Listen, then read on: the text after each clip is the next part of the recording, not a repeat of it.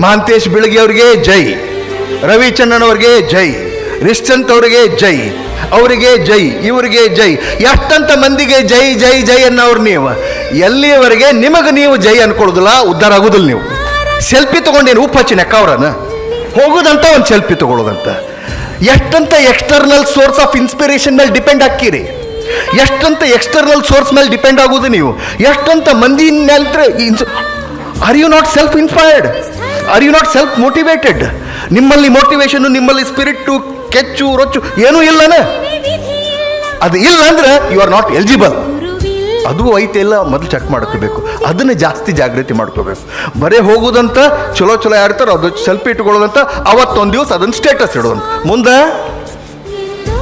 ಎಲ್ಲಿ ಹೊಂಟಿರಿ ನೀವೆಲ್ಲ? You are all going in a very very wrong way. Social media has destroyed you.